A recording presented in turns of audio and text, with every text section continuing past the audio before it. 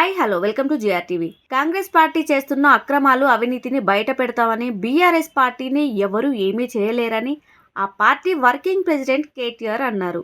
ఎవరెవరు ఏం చేస్తున్నారో అన్ని రాసుకుంటున్నామని, అధికారంలోకి వచ్చాక వడ్డీతో సహా చెల్లిస్తామని అధికారులను హెచ్చరించారు.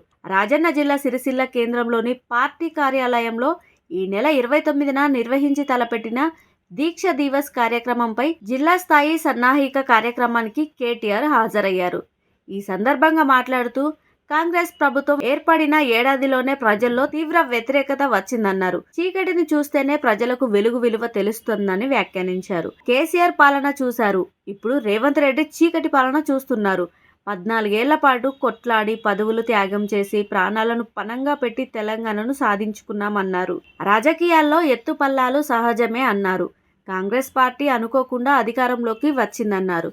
తెలంగాణలో ఇప్పుడు ఎవరిని అడిగినా కేసీఆర్ ఉన్నప్పుడే బాగుందని చెబుతున్నారని వ్యాఖ్యానించారు. కాంగ్రెస్ అధికారంలోకి వచ్చి దాదాపు ఏడాది అవుతున్నా 6 గ్యారంటీలలో ఒక్కదానిని అమలు చేయలేదని విమర్శించారు. కాంగ్రెస్ పాలనలో ఏ ఒక్క మార్గము సంతోషంగా లేదన్నారు. తెలంగాణలో ఆర్ఎస్ బ్రదర్స్ పాలన సాగుతుందని రేవంత్ రెడ్డి బండి సంజయ్ ని ఉద్దేశించి ఎద్దేవా చేశారు. రాజన్న జిల్లా సిరిసిల్ల కలెక్టర్ పై ఆగ్రహం. ఇక్కడ కలెక్టర్ కాంగ్రెస్ కార్యకర్తగా పనిచేస్తున్నాడని ఆగ్రహం వ్యక్తం చేశారు. మా పార్టీ నాయకులను పార్టీ మారాలని అడుగుతున్నారంట. ఇలాంటి సన్నాసిని కలెక్టర్ గా తీసుకువచ్చారంటూ తీవ్ర స్థాయిలో మండిపడ్డారు. కార్యకర్తలు ఎవరు భయపడవద్దని ధైర్యం చెప్పారు. రేవంత్ రెడ్డి సహా కాంగ్రెస్ నాయకులు ఎవరు మనల్ని ఏమీ చేయలేరని, అతి చేస్తున్న కలెక్టర్లు అధికారులు రాసి పెట్టుకోవాలని హెచ్చరించారు. కాంగ్రెస్ కార్యకర్తల్లా వ్యవహరిస్తే మళ్లీ తాము అధికారంలోకి వచ్చిన తర్వాత వడ్డీతో సహా చెల్లిస్తామని అన్నారు. వడ్డీతో సహా ఇచ్చే బాధ్యత నాది, నేనే తీసుకుంటా.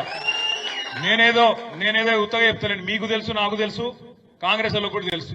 తొందరలో ఎలక్షన్లు ఎప్పుడు జరిగినా, 3 ఏళ్లకు జరిగినా, 4 ఏళ్లకు జరిగినా, ఎప్పుడు జరిగినా, నేను 3 ఏళ్ళు 4 ఏళ్ళు అంటున్నా అంటే మళ్ళా వీళ్ళేదో ప్రభుత్వాన్ని కూలగొడుతున్నారని ఎవడో అవలోగాడు అంటాడు. అందుకే అది కాదు.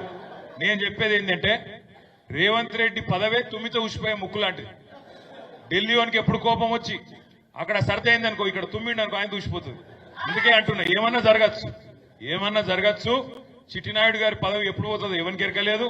ఇవాళ ఎవరెవరైతే ఆ చిట్టినాయుడిని తీసుకొని ఎగిరిపడుతున్నా మన జిల్లాలో ఉండే కొంతమంది కాంగ్రెస్ సన్నాసులు ఉన్నారో వాళ్ళకి చెప్తున్నాను, మీరు ఎన్నికల్లో మా మీద గెలవలేరు. ఇప్పుడు వరుసగా 5వ సారి నేను ఇక్కడ ఎమ్మెల్యేను, 5 ఎన్నికల్లో గెలిచిన. ఇక్కడ కాదు, మీతో ఎలక్షన్లో గెలిచే దమ్ము లేదు. ఏం చేయాలి మరి? ఇలా గెలిచినాం కదా, ప్రభుత్వం వచ్చింది కదా అని అడ్డం పెట్టుకొని పదవి ఉన్నా లేకపోయినా ప్రజలు చీత్కరిస్తున్నా, ప్రజలు పక్కకొద్దు మీరు చీకొడుతున్నా, ఇవాళ అధికారులను అడ్డం పెట్టుకుని ఊరేగుతున్న సన్నాసులు ఎవరైతున్నారో వాళ్ళకి చెప్తున్నా నేను. కనీసం వీళ్ళకి ఎంత తెలివి తక్కువలంటే నేను మొన్న చూసి నవ్వుకున్నా. ముఖ్యమంత్రి వచ్చిండు జిల్లాకు, ఏదో 4 మంచి మాటలు చెప్పిపోతారేమో అనుకున్నా. ఈ ముఖ్యమంత్రితో బాధ ఏంటంటే, ఆయన బాలల దినోత్సవం కోతే కేసీఆర్ని తిట్టుడు, బాలల దినోత్సవం కోతే చార్మినార్ కాడ రాజీవ్ గాంధీ సద్భావన యాత్ర కోతే అక్కడ కేసీఆర్ని తిడతాడు. ఆఖరికి ఆయన బర్త్డే చేసుకుని యాదగిరి గుట్టకు పోయిన ఆ రోజు కూడా కేసీఆర్ని తిడుతుంది. ఇక సిరిసిల్లకు వచ్చినాక ఎట్లా తిడతాడు, నీకు తెలుసు నాకు తెలుసు. ఇక ఒకటే తిట్లు. ఏమున్నది ఈ పరిపాలన? సంవత్సరం చూస్తే ఏం జరుగుతున్నది? కేసీఆర్ దేవుని మీద ఒట్లు, కేసీఆర్ ను తిట్లు, హామీలకు మాత్రం తూట్లు. ఏమున్నది అంతకంటే పీకింది నువ్వు? మీరు ఆలోచన చేయండి. దేవుళ్ళ మీద ఒట్లు, కేసీఆర్ కు తిట్లు, హామీలకు తూట్లు. 6 గ్యారంటీలు అన్నారు. 6 గ్యారంటీ మాత్రమే అమలైంది. ఇంకొక్కటన్నా అమలైందా? రుణమాఫీ అన్న అయిందా? కాలేదు. ఊళ్ళలో కొద్ది ఇబ్బలు కొట్టట్టున్నారు కాంగ్రెస్ వాళ్ళను. మనం మీరు చూసిండ్రు కొడంగల్లా ఏమైంది? కొడంగల్లా సొంత నియోజకవర్గం ముఖ్యమంత్రి. ఇప్పుడు సొంత నియోజకవర్గంలో లొల్లైంది. మా దగ్గర కూడా అయింది, ఇక్కడ నేరేళ్ళలో అయింది. నేను పోలేదు హాస్పిటల్కు, వేములవాడకు పోయినా.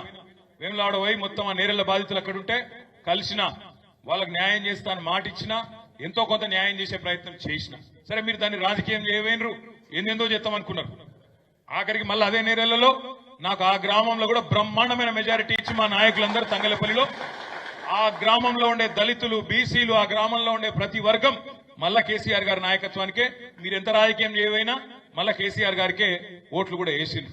అందుకే నేను ఏమంటున్నా అంటే, ప్రజాస్వామ్యంలో ఎక్కడన్నా పొరపాట్లు జరిగితే, తప్పులు జరిగితే, తెలియకనో తెలిసో జరిగితే పాలకులకు ఉండాల్సిన ఇంగితం ఏంటంటే పోవాలి, కూసోవాలి, అవసరమైతే 4 దొబ్బులు తినాలి, కానీ వాళ్ళ మనసు గెలుచుకునే ప్రయత్నం చేయాలి.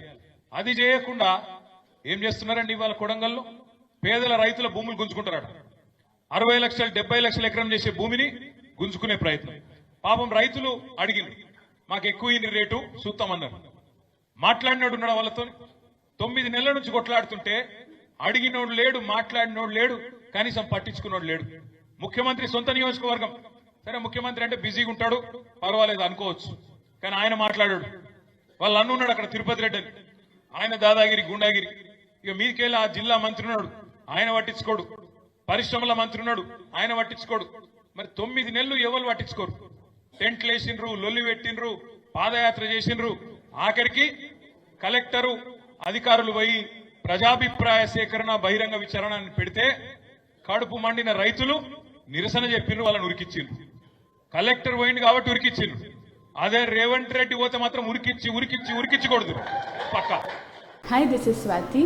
లైక్ చేయండి, షేర్ చేయండి, కమెంట్ చేయండి అండ్ సబ్స్క్రైబ్ చేయండి GRTV. Hi, this is Monica. Please like, share and subscribe GRTV.